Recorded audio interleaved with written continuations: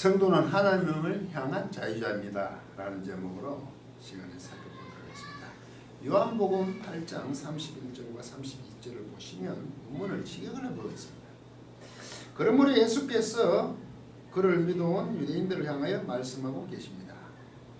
만약 너희가 나의 말 안에서 머물었다면 참으로 나의 제자들로 너희는 있고, 그리고 너희는 그 진리를 너희 자신을 위해 알 것이고 진리가 너희를 자유롭게 할 것이다. 진리가 너희를 자유롭게 한다 라는 본문의 말씀입니다. 한글 번역을 보시면 그러므로 예수께서 자기를 믿은 유대인들에게 이르시되 너희가 내 말에 거하면 참 내 제자가 되고 진리를 알지니 진리가 너희를 자유케 하리라. 왜 성도는 하나님을 향한 자유자인가를 추적해 보도록 하겠습니다. 물론 하나님의 역사심의 그 기록인 성경 전체의 맥락이 하나님을 향한 성도는 자유자라는 겁니다. 그래서 너무 많으니까 몇 구절만 이 시간에 살펴보도록 하겠습니다. 그 29절 앞절을 보시면 하나님께서 자신을 보내셨고 함께 하시며 예수님은 하나님의 기뻐하시는 일을 행함으로 혼자 두지 아니하셨다고 하므로 많은 사람들이 믿습니다. 그래서 예수께서 믿는 유대인들에게 하신 말씀입니다. 그러자 그들의 대답은 이렇습니다. 33절 저희가 대답하되 우리가 아브라함의 자손이라 남의 종이 된 적이 없거늘 어찌하여 우리가 자유케 되리라 하느냐. 갑자기 웬 자유냐 이 말이지. 언제 종 된 적이 있냐. 사실 이것도 거짓말이죠. 몇 번 부들려 갔다 왔지만 아브라함의 자손이기 때문에 무슨 자유냐 그것으로 우리는 충분하다는 거겠죠. 지금도 자유하다고 얘기하는지도 모르죠. 예수께서 말씀하십니다. 34절에서 36절까지 계속 예수께서 대답하시 진실로 진실로 아멘 아멘 두 번 있죠. 너희에게 이르노니 죄를 범죄하는 자마다 죄의 종이라. 종은 영원한 집에 거하지 못하되 아들은 영원히 거하나니 그러므로 아들이 너희를 자유케 하면 너희가 참으로 자유하리라. 죄된 자유를 얘기해요. 진리를 알면 너희가 자유한다고 예수님께서 말씀하셨는데 우리가 언제 종된 적이 있느냐. 그 진리에 대해서 알지 못한 거죠. 지금 예수님이 하신 말은 죄에 대한 자유를 언급하고 계시잖아요. 그런데 자신들은 아브라함의 자손인데 무슨 선민이다 이거죠. 동문서답을 하는 거 아닙니까 지금. 그 요한은 그 유대인들의 무지함을 지금 신랄하게 꾸짖고 있습니다. 진리를 알면 자유자가 된다 그런데 죄로부터 자유이겠죠. 그 말은 곧 하나님은 성도는 하나님을 향한 자유자라는 겁니다. 에베소서 1장 4절에서 6절을 또 보시면 창세전에 그리스도 안에서 우리를 택하사 우리로 사랑 안에서 그 앞에 거룩하고 흠없게 하시려고 우리를 자기의 아들이 되게 예정하사 하나님의 은혜의 영광을 찬송하려는 것입니다. 이렇게 되어 있어요. 여기서 택하사 에베소서 1장 4절에 택하사 참 이게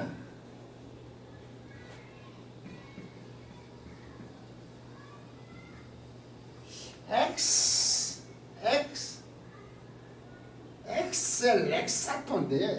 이거 원래 엑하고 렉사토가 합쳐진 건데 이 택하사입니다. 이게 문법처럼 직설법이고 현재 이게 중간태입니다.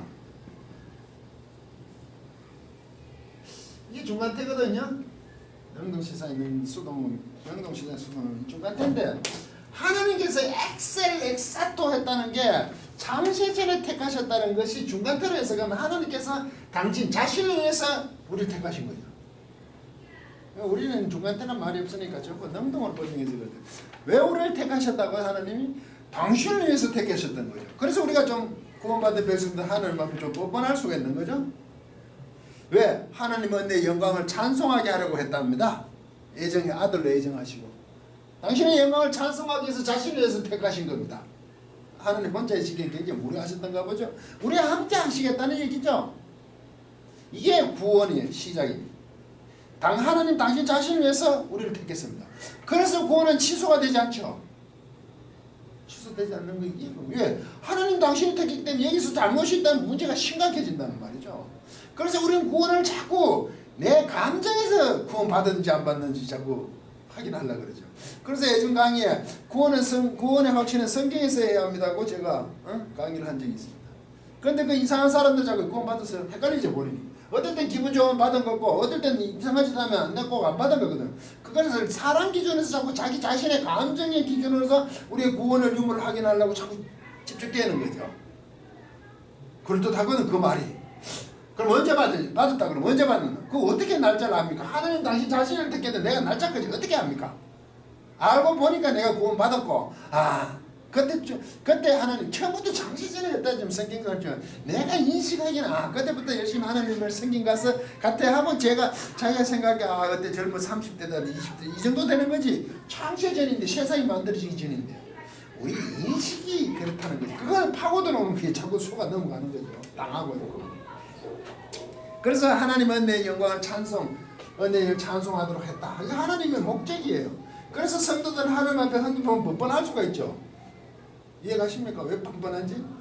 그분이 택해서 자신의 은혜의 영광을 찬송하게 만들었으니까 우리는 자꾸 깨어름을 피우려고 그러잖아요.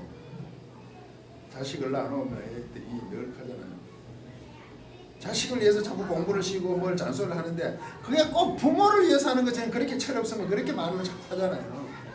그게 얼마나 큰 영광인지도 모르고 부모의 자식으로 태어난 것이 얼마나 감사한지를 모르고 하는 소리 아니에요 지금. 그런 얘기를 하면 왜 자꾸 하나님 앞에서 그런 얘기 합니까? 저는 하나님 은혜의 영광을 찬송하기 때문에 다 열심히 해야 됩니다 라고 고백을 하는 게 참 아름다운 모습이지만 인간의 측면에서는 끊임없이 빠지고 싶잖아요. 역기로 가고 싶은 게 인간의 속성인데 그런 게 없다고 얘기하면 그게 사람이 아니지 않습니까? 제가 가끔 될 수 있으면 그것이 뭡니까? 그런 표현을 하거든요. 강의의 내용은 안 맞지만 평상시는 자꾸 땡땡이를 치라 이렇게. 왜? 그래도 하나님 당신을 위해서 택했으니까 포기할 수 없잖아요. 골치 아플지는 모르지만 택시면 맞던 걸 하려고 하지만 좀 땡땡이를 치십시오. 어쨌든 그분은 하게 만드실 겁니다. 그 의미를 아셔야 되죠. 땡땡이 치라고 자꾸 도망가라고 얘기한다고 생각하는데 그런 관계라는 거죠. 아주 좋은 관계, 밀접한 관계라는 거죠. 설령 내가 포기하더라도 하나님 포기하실 수 없다는 확정적인 증거단 말이죠. 그런 의미에서 자꾸 제가 땡땡이를 치라고 자꾸 열심히 봉사하지 말라고 해보라는 거 아닙니까? 오해 없으시길 바라고요. 그 베드로전서를 가보시면 2장 9절에 그 여러분들이 잘 아신 겁니다. 지금 그러나 여러분은 선택된 자손 족속이고 왕의 제사장지 거룩한 민족 소유한 너의 백성 어둠 안에서 너희를 그분의 놀라운 비단으로 불러내신 분의 그 덕을 너희가 선언하기 위하여. 덕은 그 하나님의 그 공적이겠죠. 아레테가 그 하나님의 공적 덕이라 하나님 하는 업적을 어떻게 선언하기 위해서 부르셨다 이런 얘기거든. 우리말 번역은 너희는 택하신 족속이여 왕같은 제사장들이여 거룩한 나라여 그의 소유된 백성이니 이는 너희를 어두운 데서 불러내어 그의 기이한 빛에 들어가게 하신 자의 아름다운 덕을 선전하게 하려 하심이라 이렇게 돼. 그 왕같은 제사장이라고 자꾸 얘기해. 그게 재밌는 게 이때 선택된 백성 택하사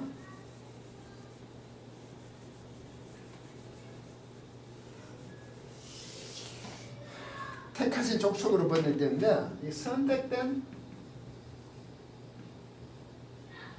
자손 족속이요.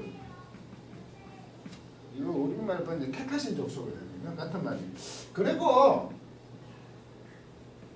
왕의 제사장이거든 원래는요. 그래놓고 거룩한 민족 나열해놨어요 이렇게. 그리고 소유한으로 백성 소유한으로 이게 택하신 족속. 이걸 우리말 번역은 택하신 족속. 왕같은 제사장. 우리 신분 이렇다는 거죠. 거룩한 나라. 있거든. 소유된 백성, 소유 안으로 백성, 소유된 백성. 하나님 앞에 소유된 백성이 이렇게 번지되는데. 그래서 그분의 그 뭡니까 그 빛의 어두운 데서 그 빛의 그 놀라운 하나님의 덕이니 그 공적 하나님 하신 일을 선언하기 위해서 우리를 택했다는 거죠. 아까 하나님 은혜의 영광을 찬송하는 것 그런 내용인데 이 보면 이 선택의 족속 택하신 족속과 왕의 제사 이 왕같은으로 번역했는데 이게 선택된 자손 족속과 거룩한 민족이고 소유 안으로 백성 소유된 백성이 이렇게 하나님께 구별되는 자손 족속이고 민족이고 백성이잖아요. 그런데 왕같은 제사장이 중간에 들었잖아요. 그러면 이 선택된 영광스러운 안에서의 그 제사장직을 맡았다 이 말 아닙니까? 왕의 제사장직을 왕을 어떻게 왕의 제사장을 그 부분만 자꾸 집착을 하는데 이때 왕의 제사장이라는 것은 선택되고 거룩하고 소유된 하나님 편에 들은 하나님에게 소속된 영광스러움의 제사장 하나님 편에 있는 제사장으로 봐야 되지 않겠습니까? 이때 왕이라는 말이에요. 왕에 속한 제사장이에요. 그래서 우리말로 왕같은 아주 선택된 거룩한 제사장의 직을 제사장직에 맡았다 이거죠 우리가. 그러니까 우리 스스로 대단한 존재라는 거죠. 그 많은 제사장 중에 여기서는 모두가 제사장이란 말을 표현하죠. 출애굽기 19장 6절에 보시면 너희가 내게 대하여 제사장 나라가 되면 거룩한 백성이 되리라. 제사장 나라가 제사장 나라와 거룩한 백성이 되리라 이렇게 되어 있잖아요. 이 같은 내용 아닙니까? 이렇게 됐잖아요. 우리가 결과적으로 이 말을 이스라엘 자손에게 공할 지니라 이렇게 하나님께서 말씀하시고 이렇게 되는데 제사장 나라고 거룩한 백성이잖아요. 모든 사람은 이렇단 말이죠. 이 말은 곧 하나님을 향해서 존재하는 거다는 거죠. 우리는 성도라는 것은 세상을 향해 제사장 나라가 될 것이고 세상 안에서는 거룩한 백성이잖아요. 성도에게서는 하나님의 의를 선포한다. 하나님의 은혜의 영광을 찬양한다. 그런 목적으로 택함을 받았습니다. 이게 우리 스스로 존재할 수 없는 성경이 쓰이기 위한 하나님의 자녀, 백성, 족속, 나라, 민족 이런 개념이에요. 이 성도는 결국 하나님을 향해 주어진 존재로서 지금 부름을 받았잖아요. 인간은 본성대로 자기 자신이 주인이 되는 것을 자유라고 합니다. 자기가 주인이 되고 싶은 거죠. 에고이스트 이기주의잖아요. 철학적으로 이렇게 말하겠죠. 만약 하나님의 종속된 것이 무슨 자유냐? 그래서 철학적으로 이렇게 물을까요? 하나님께 종속인데 무슨 그게 자유냐? 자유라는 것은 종속에서 벗어난다고 얘기할 수 있는 거 아닙니까? 그런 질문에 부탁드릴 수 있잖아요. 맞닥뜨릴 수가 있잖아요. 우리. 그러면 물어보겠습니다. 인간이 완전한 존재입니까? 완전한 존재로서 자기가 주인이 될 수 있다면 그거야 진정한 자유겠죠. 완전하지 않지 않습니까? 스스로 자유로울 수 없다는 게 인간이 불완전하다는 거 아닙니까? 아무 간섭 없는 것이 자유라는 말에 절대로 속지 마십시오. 사람들은 자기 자신이 주인이라고 생각하니까 이런 말에 자꾸 속게 된단 말이에요. 하나님께 향한 완전한 그분에게 속한 것이 진정한 자유입니다. 그래서 우리는 하나님을 믿는 성도가 하나님을 향한 하나님을 향한 자유자로서 모두가 서 있다는 겁니다. 다른 것을 향해 있지 않습니다. 그래서 우리는 세상을 향해 있지도 않잖아요. 하나님을 향한 자유로 말미암아 살아가는 성도의 삶들이란 말이죠. 여러 가지에 있어서도 우리는 하나님을 향한 가운데서 판단하고 지켜나가고 그것을 이루어가야 된 자로 부름을 받은 성도가 진정한 자유자인 것입니다. 강의를 마치도록 하겠습니다.